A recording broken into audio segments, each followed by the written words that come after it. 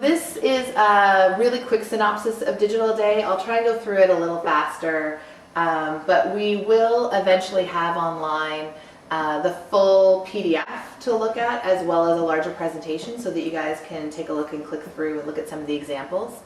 I think it was a pretty interesting day though. One of the things I noticed that it was majority agents and a lot of agencies and a lot of mobile phone companies. The table I was sitting at must have had about 3 mobile app developers sitting at my table. So there are a lot of companies out there doing this.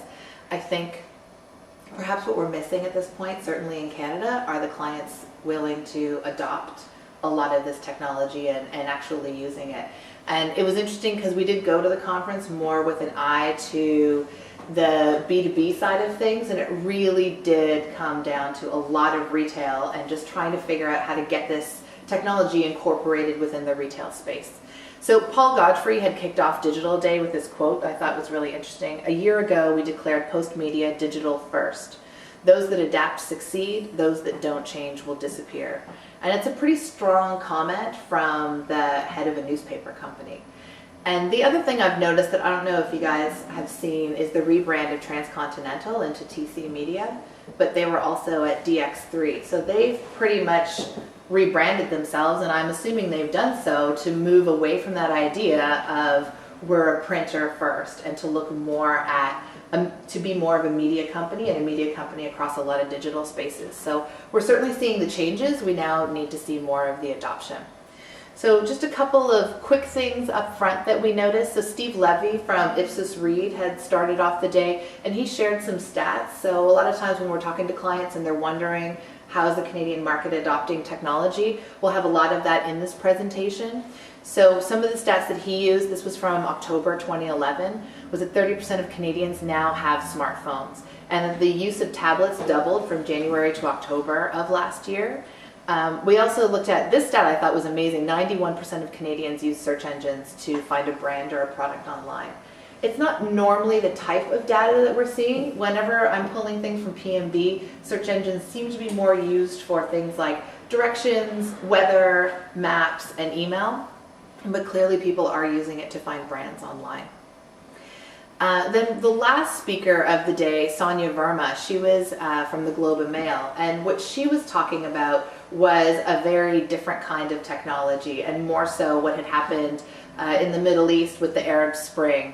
And it was very interesting the way she had positioned it all, because what she was talking about specifically in Egypt was that so many of these politicians had just completely ignored social media because they looked at Facebook as a dating site.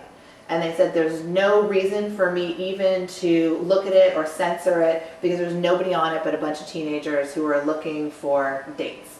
And you can see how the latest graffiti, especially in Egypt, is in fact words like Twitter and Facebook, that these are really the tools of the revolution.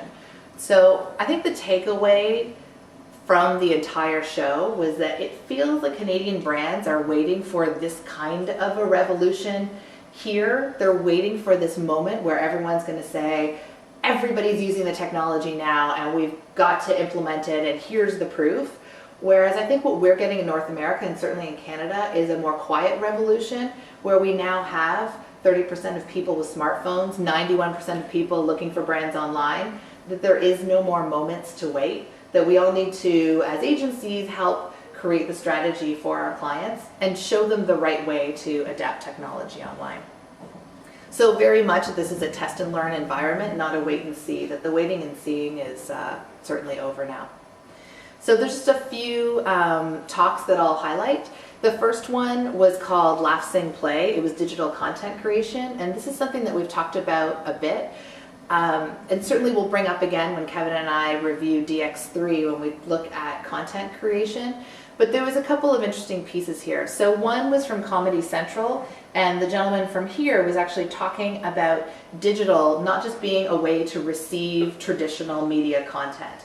And this is a big thing that a lot of people were mentioning, that we're almost using social and digital and apps the way websites were used in the 90s, where we got a printed brochure and we put it online and left it at that, and not actually using digital to create the content.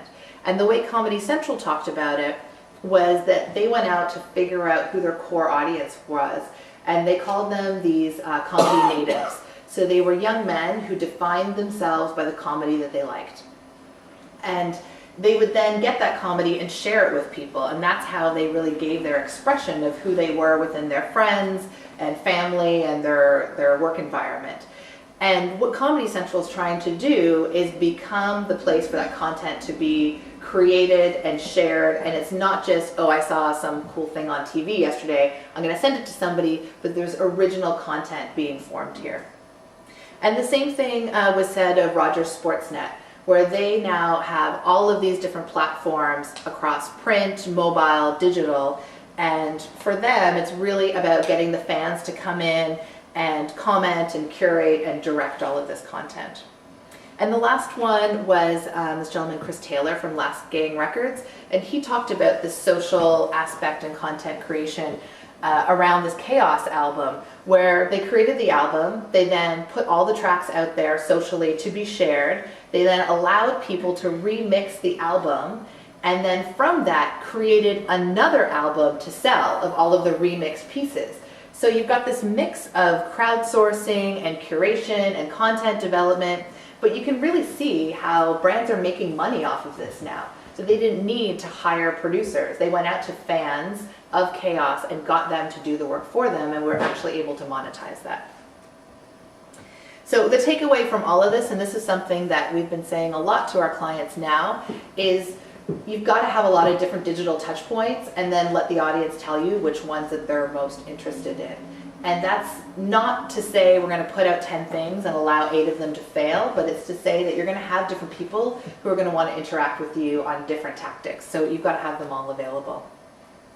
So this one from Ipsos Reid, this is a lot of stats, so you can go through and read this more in the presentation, but I think that there were some really interesting takeaways here that we haven't really thought about in the past. One thing I thought was interesting, we get asked a lot about ROI, that in 2011 they measured 17 different components of digital media. And I think a lot of times we're maybe looking at this as being reach and engagement and maybe conversion to some sort of a purchase, but they're looking at 17 different components at Ipsos. And I think that the big thing here to look at is the difference between agency attitude and client attitude. So agencies seem to be adopting the technology a lot faster and selling it to and presenting it to their clients faster than the clients and the brands are willing to buy it. So still the takeaway is that email is actually working better than any other type of digital tactic. 9 out of 10 consumers have received promotional emails and 5 out of 10 respond. So it's pretty high numbers. Twitter and social is the second category that they thought was really big. And at this point, you can start to see the breaks. 44% of marketers, 39% of agencies use Twitter very often. But Canadians are feeling like 94% are aware of Twitter, but only 11% are actively engaged. So this almost feels like launching a Twitter campaign. We're almost talking within our own community as opposed to talking to Canadians themselves. And then the final category is around mobile. So 19% of marketers said that they've been using or thinking about mobile or tablet, and 31% of agencies say that they're doing that.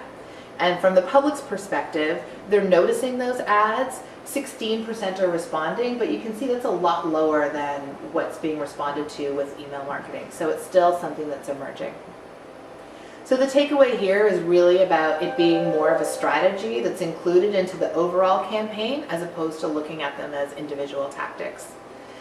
There was a shopper marketing panel as well, so there was someone there from Microsoft Advertising, but funny enough they were talking about Google, the ZMOT, the Zero Moment of Truth. And they were looking at some of the stats that came out of that. Part of the panel too was someone from Geo Momentum, someone from Deluxe, and someone from Best Buy. And I thought that really the most interesting things to look at were media consumer fragmentation. So they were talking about how many Canadians have devices, so they've got more devices than they've ever had. But really a lot of the time that they're using these devices, and this comes back to Jen and Kevin's discussion about digital screens, it's really a mix of things. So we're watching television, but we're doing it with a tablet, or we're watching television, but we're using our mobile phone at the same time. Certainly something that we saw with the Super Bowl and the reasoning for Coke to actually have the social media component to the ad itself. Some other things are looking at local. This is something that we noticed a lot during the DX3 conference as well, with this idea of location base is really becoming more and more prevalent. And finally, this idea of value and the economy leading us to this quest for value.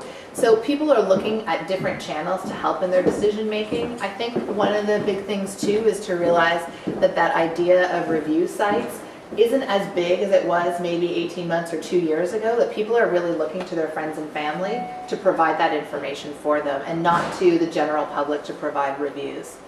So Best Buy's point of view on all of this, they're really making a big bet being location-based marketing and trying to figure out how to truly engage in the digital space. That from Best Buy's point of view, they figure when people come into their store, 80% of those people have already done the research. They already know what they're going to buy. So they're walking in and they're either using Best Buy as a showroom or they're walking in to purchase the product. And it's really up to a lot of these types of retailers not to do such a poor job with service and experience that your shopper leaves. So the takeaway here is a value exchange between the brand consumer and the retailer, which is very much in line with what we're talking about with shopper marketing in general. Looking at brands building genuine communities online, this is something that I think can be very difficult to convince brands to do because, again, that question comes out of what's my ROI? I'm going to build this community and everyone's going to be talking about my brand, but how do I convert? That service online is very much key. And not getting buried down by the complexity of all the different technologies. And I know Kevin's sort of looking for that day of BlackBerry to disappear off of the mix because it's going to get a lot more people online and a lot more people engaged in this kind of technology because there'll be less platforms to develop with. And then finally, facilitating conversations during the path to purchase. That was another big one that came up. That people want you to engage with them and interact and have genuine conversations as though you would if you were to walk into a store and sit down with someone and say, hey, why is this product better than that product? So there was a little bit of a talk about tablets. We did talk a bit about the Canadians and their adoption. So adoption has doubled from January to October of last year, but there's still not a lot of people who have them. I feel like everyone I know has one. They've gone up after Christmas too. They did, and I think a lot of the reason they went up, and it kind of comes down to this, is that tablets are still seen as a bit of a luxury item, that nobody needs one. But with Playbook and the new Kubo Vox coming out, and you've got that $200 price point, it certainly has become more accessible to people. And it works too for like I'm noticing a lot of corporations are doing it because they just need email. So when they're out on the road and they're interacting, they're not actually building any like presentations. Right. They're not doing anything like that. So it's more of like just an email checking tool, right? Yeah, and so it's funny. One of the pieces that I didn't include today. But there was someone there who was talking about the Google Chromebook, and that's what he was saying. So there's going to be no applications on this at all. It just runs Chrome, and all of your apps are in the cloud, and you just pull down what you need when you need it, but there's no reason to have a full laptop anymore because you don't need to store any applications on a hard drive. It's kind of interesting. So just one example of tablets and mobile and what this speaker felt worked well was, have we all seen the sitter squat? It is pretty good. You look disgusted, Philip. So the Sitter Squat app is crowdsourced, and it basically allows you to go anywhere in the world. And we launched the app, and people, general public, has voted on best worth bathrooms that are around you based on GPS, location-based. So if there's a really disgusting McDonald's where you don't want to go to the bathroom, it probably got bad votes, and you know to go to the Burger King next door. And you can also rent them out now too, so you can rent out your washroom. So if you have like a personal bathroom, yeah. So that's if you have like a nice bathroom downtown somewhere, and you're a tourist, you can rent it out. We should rent ours. No, we should. That could be your weapon.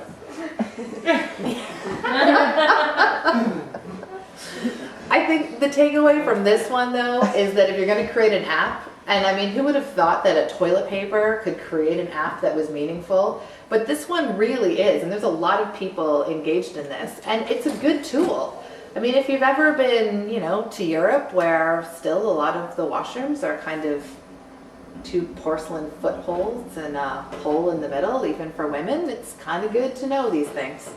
I wonder too, like a lot of these apps now there's a lot of apps out there and brands are just buying them. So it's not even, so if you guys are looking for new ideas, just look on your app and see what other companies or what other apps are doing. It's a good strategy. Charmin didn't actually invent that, they just branded it. Yeah, and that's another good thing is that idea of even advertising on those apps and sponsoring them. And we were talking about that a while back. Power Bar sponsors the ski conditions, right? So they didn't build the app, it was already there, and they've just sponsored it and taken it over. Absolutely. So the last piece I'll talk about is around the social consumer, and there was some really interesting examples that were given here. So one of the things they were talking about in terms of reaching out to the social consumer is looking at your brand and rethinking everything you're doing in a more social way. So marketers need to look at marketing with a social curve. So this means that you can't just force a product out there. It's got to be worth talking about, otherwise nobody's going to use it. Engaging across multiple screens is a big thing, so you want to make sure that the whole experience works from digital to PC to tablet, and then creating campaigns with purpose. And I think that the Sitter Squat app is a good example of that. And this I thought was a really interesting point. The shopping is very much a social experience. And I think that what's happened over the last 10 years with e-commerce has made it so unsocial, where you've got like 15 steps to get to the point where you can actually buy something. And most people abandon their shopping cart halfway through because they're frustrated or something doesn't work. And shopping is supposed to be fun. And this is where technology is finally taking us, where buying online can become fun again. So one of the things this speaker was talking about is the idea of S-commerce or social commerce, and they're looking at it as being a $30 billion industry in the next 5 years. And one of the stats I found, there are over 50 million likes on Facebook each day. So it's really up to us to figure out how our advertisers and how all of our clients can take advantage of this. So a couple of examples of brands selling direct. A lot of these examples are from Facebook. So Burberry actually launched a sample sale for their new fragrance online in Facebook, and it was the only place where you can get it. So you would go online, you would like the new body line, and they would then send you a free sample. Heinz Soup, you guys may have all seen this. So this particular one is out of the UK, but you can buy, customize, and send a can of Heinz Soup. So again, all of this was happening through Facebook. So you can do the like us, but up there you can see in the corner, you can write in here, get well soon, fill in the person's name, and send them a tin of soup. This one I thought was kind of cool. So this is an energy drink. And is it Monster? No, this is out of the UK. It's Is social commerce the next big thing? Well, let's find out. Since the social web is now everywhere, we're getting to know a new type of consumer, the social consumer. Now, this guy is constantly connected and loves to share his thoughts and interests with his friends in the social space. This space is exactly where Sell Around takes place and where social commerce starts. Do you want to sell your band's rockin' new song? Or the hot new bike your company builds? You can, right there. Sell Around is a social selling widget that brings your products directly to the news feeds, blogs, and of course, the mobile devices of the social consumers. They can buy instantly within the widget without ever leaving the feed or site they're on. So, it's a selling widget, but where's the social aspect?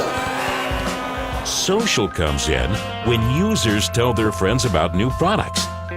And with Sell Around, they have even more reason to socialize. Users who share a widget can be rewarded with discounts, and if their friends purchase, even with real money. This viral effect increases the reach of your brand and your products by turning loyal fans into brand advocates.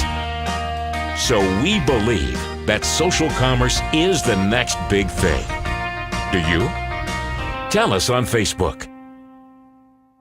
So I thought that was kind of an interesting additional layer that they brought onto it. So this 28 Black is an energy drink, and they did exactly that. You can see from the screen grab here, they used that widget, they applied it to their Facebook page, and they were then able to sell the product direct from Facebook. And then when you bought it, you would share with your friends and you would earn points and get money back and be able to basically create a whole selling environment out of Facebook. So, I mean, we're not at the point, and I know, Kevin, we've had this discussion before around retailers soon being cut out of it. I don't think we're near that point yet, but it's interesting to see how you could launch a niche product or do a small innovation run and actually sell it this way without having to get picked up by a retailer. And then some other interesting ways, just looking at that idea of social and bringing your friends and networks into it. So Ticketmaster on Facebook, they allow you to see what of your friends have purchased tickets for a particular event, and you can see where they're sitting and choose to sit next to them. Stalk people, yeah. Choose to sit away from them. Yeah. Well, it would be your friends on Facebook though, right? Like it wouldn't be unless you friended everybody that you randomly went to high school with, then yes. Oh, so only with your friends and you can see. Yeah, it's only your friends. And TripAdvisor did the same thing. So when you book a trip to go to Mexico, you can actually then, if you're logged on through Facebook, you can see which of your friends have gone to Mexico before, because traditionally, you'd post about it, you post pictures, you'd have something up there. So it starts to make those connections for you. So you can see how we've moved away from that random review site to now, I want to go to Jamaica and I know that you're going, so I'm going to look at your pictures, figure out where you stayed, and use your reviews to change where I may stay. It's kind of interesting. You could gamify that too. Like a lot of people will try to get better seats than their friends. They see they're there and they're like, oh, I can do one up on them. Yeah, for sure. It's going to be interesting when they talked about how you get money or discounts for actually getting your friends to sign up for things. So it's almost like when my parents were like, well, what's the point of having 6,000 friends on Facebook? Well, now there's Their currency. Yeah, I can actually make money off them, which is kind of neat. Which is the point of friends. Well, why not? They listen to what I say.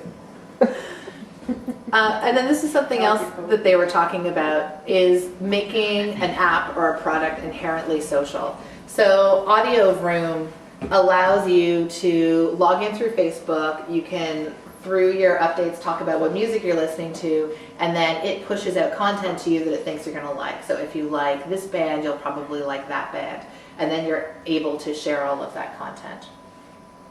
So the takeaway from all of this is really about creating digital and social that has purpose, and not looking at it as individual tactics of, I have a campaign, now what's my little social plug I'm going to add onto it, but looking at it as a whole. So whatever that campaign may be, what we create for the digital and the social aspect to it has to be inherently engaging on its own. If you're not actually going to sit around and talk about it, or you wouldn't bring it up at a dinner party, it's probably not social and it's not worth talking about. It also has to serve a purpose of being either entertaining or useful or helping somebody do something. So it either makes buying easier, or it's got some purpose in that it makes my life a little bit easier. And then there's that idea of it being inherently social. So it's not taking something offline and just sticking it on an app. It's making it a part of the social experience. So that's it. Thanks so much.